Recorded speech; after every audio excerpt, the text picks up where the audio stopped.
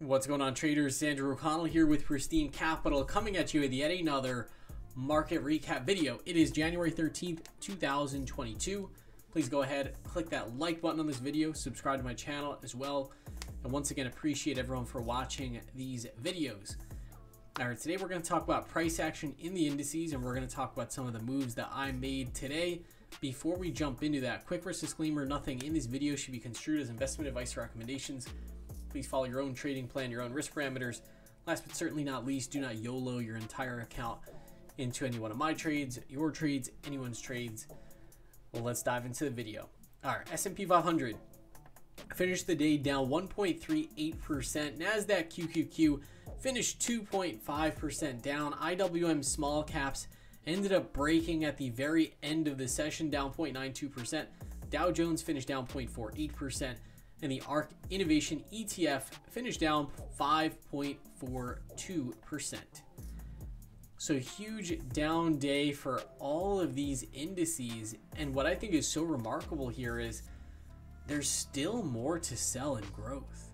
So, we got the news, hey, we're going to get tapering. We might get a balance sheet roll off this year.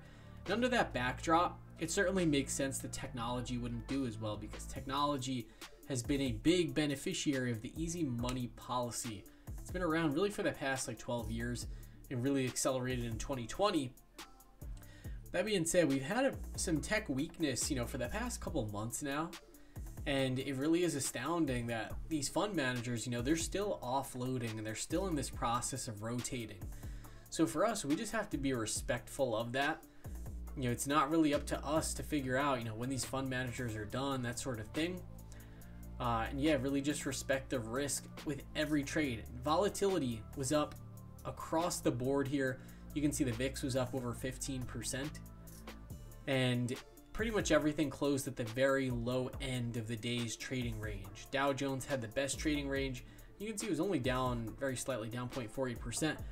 Breadth was negative, but we didn't get washout breadth. And what was really crazy today was, at one point the market was down almost 1%, and the SPY actually had positive breadth.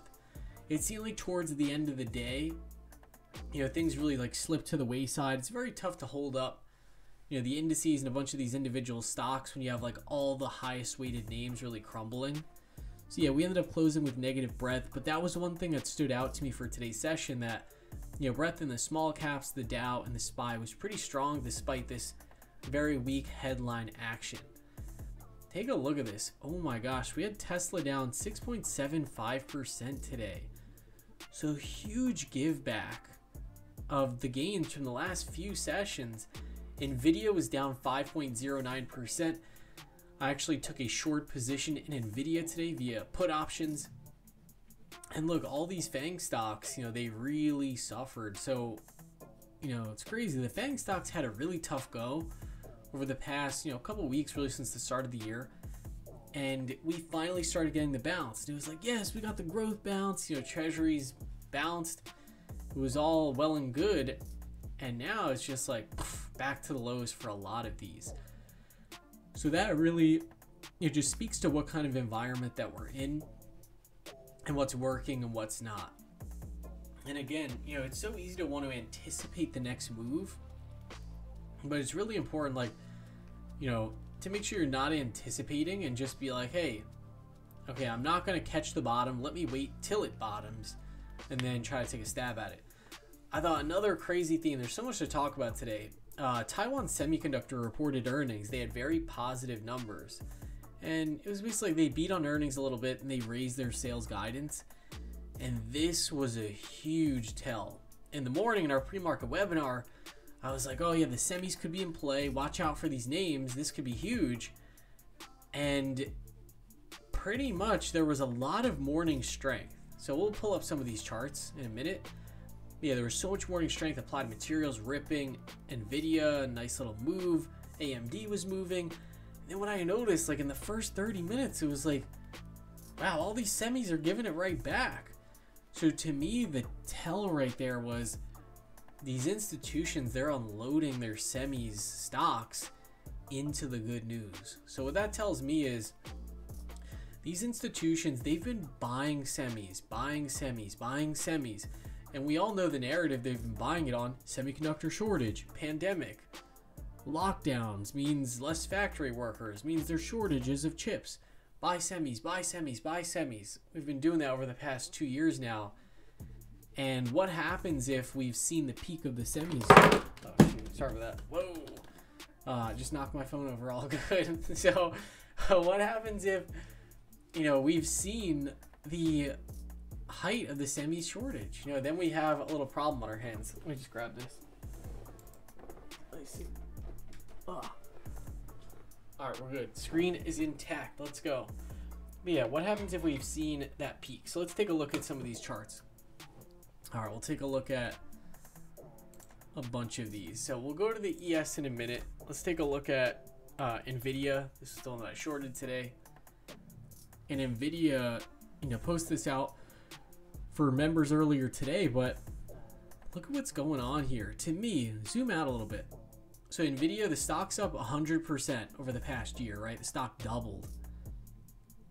And Nvidia, it's a great company, sure, but look at the uptake in volume really since November. There's been a huge spike in volume here, and it's not that good spike where it's like, yeah, the stock's moving up on increasing volume. To be honest, it looks like there's a lot of distribution going on here. And what I mean by that is every time the stock advances, there's a huge red candle that comes in.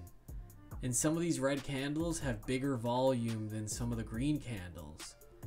So could Nvidia end up falling back into this range that it was in October?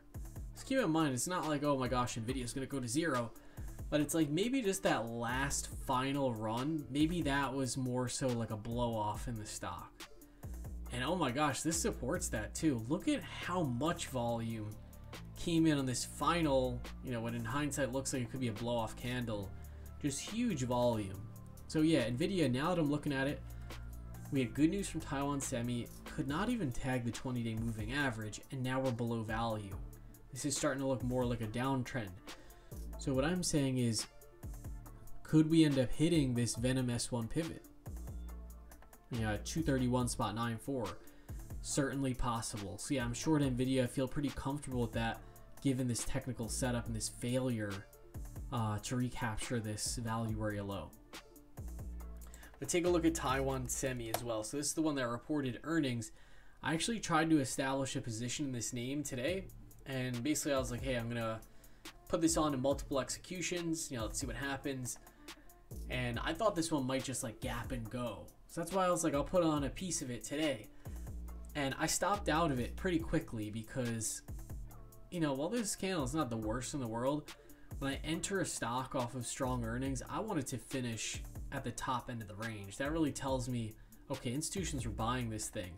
This just shows the stock was distributed into the good news.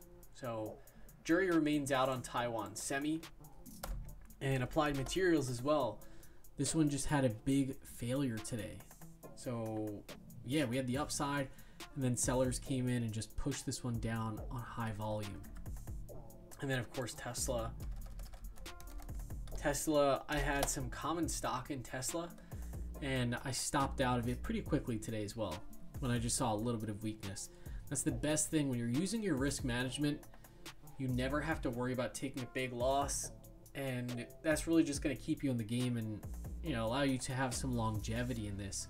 Because really what it's all about is when the environment's not the best, like this is a very tough environment for trying to buy strength in stocks and all that stuff. You want to make sure that you're not like punishing yourself and like, oh, I made a mistake and now I'm just going to wear the mistake. You want to really quickly pivot. So yeah, I'm glad I stopped out of this one. I stopped out for 1088, which is like right at this value area high, and we ended up falling an additional like 5% from where I stopped out. So yeah, it just shows how quickly the risk can manifest in this market. So yeah, heat map looked very ugly. There were some winners though. Like I didn't end up stopping out of a lot of things in my portfolio because a lot of things were still doing very well. So like for instance, like Kroger, this is one of my core positions that I have on. Kroger was up almost 5%. made a new high. Zim, which I also have on. Zim just continuing the breakout. So yeah, some of these names are just doing very well still. And it really seems like the majority of the selling is happening in tech. Ford couldn't really stick the landing on this next leg higher, but, you know, still looks, you know, just a very elegant chart. So yeah, it wasn't all bad out there, but in the stocks that pretty much everyone talks about because they've been so good over the past couple of years, that's where you're seeing a lot of the carnage. All right, sectors. So this was huge. KWeb was down 5.99% today.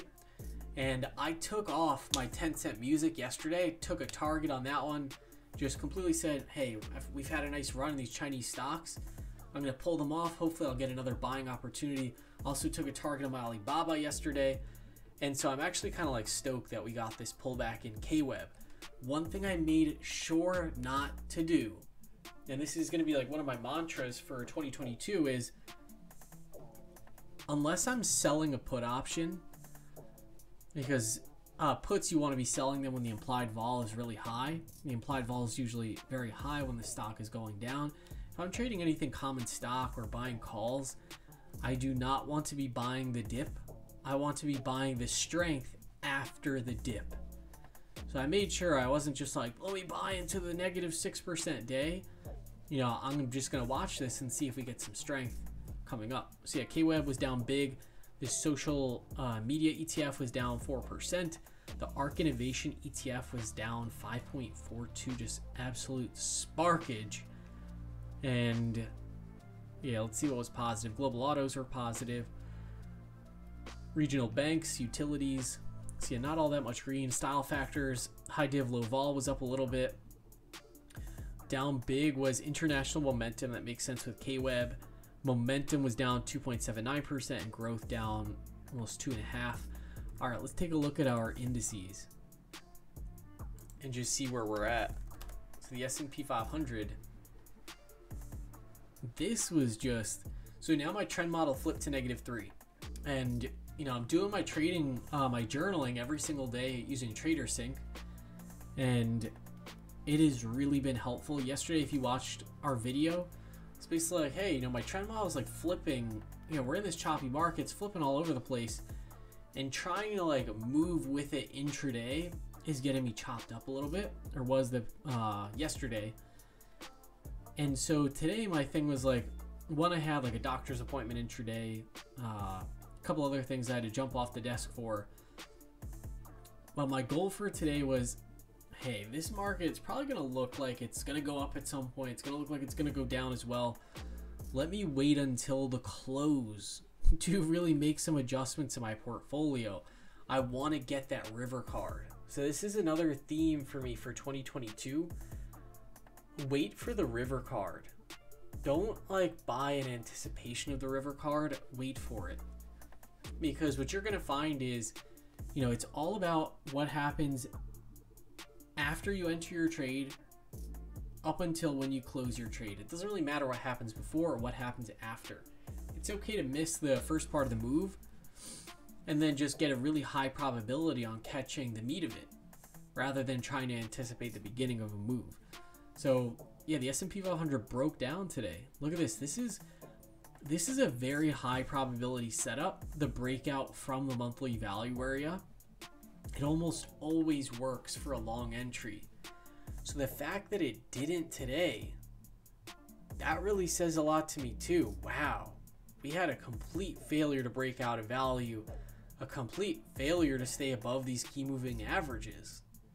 So where does that put us now? I mean, now on this daily chart, here's where we wicked out a couple days ago at 45.71. Could we revisit that level or even get down to 45.57? It's certainly possible.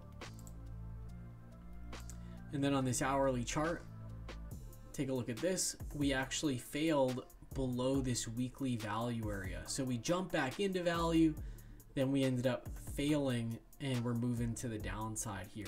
And then also on the weekly chart, you know, let's just back up here a minute. We're struggling to get above the yearly value area. We failed at the top of the yearly value area. So yeah, it really just, you know, it's the kind of marketplace where you don't want to be fully invested. I have really big cash buffer right now. I have some put options on. That's really what I feel most comfortable with right now. Let's take a look at the Nasdaq real quick. We'll just run through these very quickly. I don't want to take too long on this video. Nasdaq also, you can see on the weekly chart, failing at the top of the yearly value area. And then the Nasdaq failed below the monthly value area, and the Nasdaq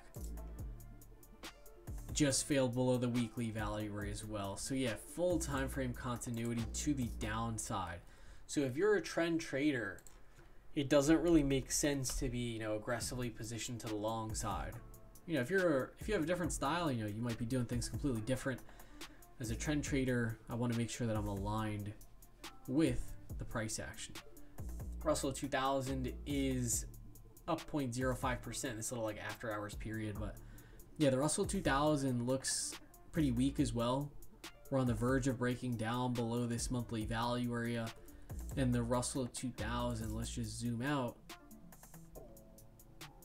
Oh my gosh, it just broke below the yearly value area. Jeez, okay. Let's see. Okay, Russell. And let's see the dogs of the Dow. Dow still looks the best out of all these, although it's below the yearly value area. Yearly value area high, excuse me. You can see we failed right back into this top of value. So yeah, the trend looks okay here, but you can see, a lot of red candles in this as well. All right, let's talk about some of my trades for today. And let's take a look here. So yeah, early in the day, as I mentioned before, try to take a long position in TSM. I said stocks gapping up after strong earnings, going to build a position here throughout the day. So I was gonna, execute on this a couple times, try to get my clips off and really build a position. This was at 9:37. I noticed that it started to turn around, started to act weak. So rather than let me average down, let me keep going, I said I'm gonna clip out of my starter. So I closed it at 140.15. I paid 142.86. No big deal, right? Same thing with Tesla, as I mentioned earlier. Took a little baby paper cut loss here. Closed out for 10.88. I paid 10.99. All good. Took an entry in Expedia. The stock actually looks pretty strong here. An Expedia attempted breakout. Breakout kind of failed due to just the weakness in the overall market. I left this one on. My stop out point is, below the low of today. So yeah, Expedia definitely looking good on this weekly chart as well. On this one, we actually have some nice continuity to the upside. So yeah, we'll see what happens. If the market gets super weak, this setup could really fail as well. But yeah, just wanted to leave it on into the close and just stick with the game plan. In the morning, I came in with some SPY calls, and I closed out 20% of them for a small winner, and I ended up stopping out of the remainder into the close. So it's always good to take a target. That way you're at least piecing out of some of your position. That way if the market flips around on you, it's not as big of a deal to the downside. So I didn't end up closing this out for 447. I'd paid 667. But this one, just kind of part of the game, part of doing business. Had some good reasons to go into yesterday or come into today long. We had a nice dark index print. We had the breakout from value. I'll take that setup 10 times out of 10. I'll probably win that setup, 7 times out of 10. So yeah, that one perfectly fine. One thing that I want to just brush up on for next time though is I took a 20% target in the morning. I think with how shaky things looked, maybe that could have been a little bit bigger. Maybe this could have been, taking half the position off, something of that nature. So maybe that's just something to think about moving forward. And then here's where I took my Nvidia puts. This was at 1031, just saw that weakness. So these ended up working out pretty well. I actually sold some ARK puts today for January 21st. I sold the 80.18. Saw that these were trading at pretty nice premium, so I sold these puts. And basically what this means is if ARK ends up finishing out, by January 21st, we're below 80.18, I'm actually going to be buying some ARK Innovation ETF. And I collected $1.07, so based on my cost basis for my ARC would be at about 79 bucks even. So yeah, I wasn't expecting ARC to just like blow out like this to the downside, but this is really not even that bad of a spot, because what I can do, I'm still above my break-even point here, which is good. And yeah, I can always roll the position like down and out. The implied vol is really blown out in ARC. Look at this, the IV percentile is 82.5. So yeah, I can roll this position. There's a lot of things I can do with it. I still think this one will end up being a good trade. Okay, so that was ARC. And then, yeah, so into the close. So I had to get up from the desk for a couple of things today, and I don't really think it was, you know, to my detriment at all. But yeah, of course, kind of just, you know, the way it works out. Sometimes the day you have stuff to do intraday is the day where things really speed up in the market. So I ended up into the close. This was at 339. Keep in mind, like, we've basically gotten the river card, right? I put on some puts for February. I got the 465 puts, and I took a target in those into the close. That's one thing I want to make sure I'm being prudent. Could we have a snapback rally in the morning and just blow out everyone who tried to short the lows today? It could certainly happen, so I closed out half for a small winner here. So yeah, that way I still have half of it on. I have my Nvidia short on, and yeah, I have some common stocks that are working pretty well, but I also have a pretty big cash buffer. So I feel very comfortable with how I'm positioned for this market, and I just know that when my fat pitch comes, I'm just gonna hit that thing out of the park. So for me, like, what's really interesting is that my bias leaning into every day has been, like, you know, basically wrong a lot. Where it's like, okay, we got this setup that, you know, is a winner 70% of the time, and that setup fails or whatever. I'm playing the percentages. Things are kind of happening organically. They're kind of like, you know, things I'm not expecting are happening, but I'm really just making sure if something invalidates my thesis, hitting out of it, no big deal. And I'm gonna get that pitch where things line up, and that fat pitch might be Nvidia right here. We'll have to see. Got these puts earlier today, and then went into the close with some SPY as well. So with that being said, that about does it for this market recap. But wait, there's more. All right, let's take a look at our VIG Tech.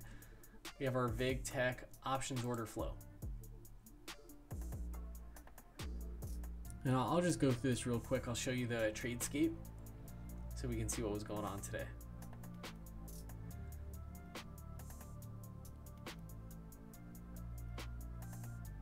Let's see, we have Tesla with a lot of flow, AbbVie, SPY. Looks very similar to what we saw yesterday. Freeport Moran. Yeah, let's take a look. See if everyone panicked and bought puts. So the other thing that was kind of interesting heading into today was the put to call ratio. Got to a really complacent spot. SPX. Oh my gosh, calls going up. Yeah, that's not good for bulls. FCX. Oh wait, this is the big flow. Let me take these filters off. Okay, got this. Let's see what happened in Tesla. Oh my gosh, and Tesla ended up being just as much calls as puts, and it got sparked. So this tells me, like, there hasn't been like that real panic yet. Yeah, Nvidia, we did get a lot of puts going up. March 310s, February 270s. Yeah, March 305. So yeah, there were put buyers in Nvidia for sure. Microsoft, a lot of puts going up. So yeah, it does look like people came in and started hedging these. Boeing's had a nice move to the upside. Yeah, nice move. Coming into resistance at this 200-day moving average, that's something to watch out for. That stock has been known to disappoint, you know, to the upside and the downside, so just keep that in mind. Micron, looks like overall some bullish flow. Micron has been showing some nice relative strength in this group. So Micron's still in that pattern, even though some of the other semi stocks are really buckling. So yeah, Micron, if this group resolves to the upside, I think could be a pretty good bet. And Ford, boom, call buyers in Ford. Ford is one of my core positions. All right, with that being said, that about does it for this market recap video. Make sure that whatever side of the market that you're playing, just make sure you're managing that risk, and always think, whether you're up on your position or you're down on your position, what would a winner do in this situation? What would a champion do? What would Yoda do? Always think about that. What would somebody who's really good at this do in this situation? Always try to follow that. All right, guys, have a good night. I'll see you tomorrow.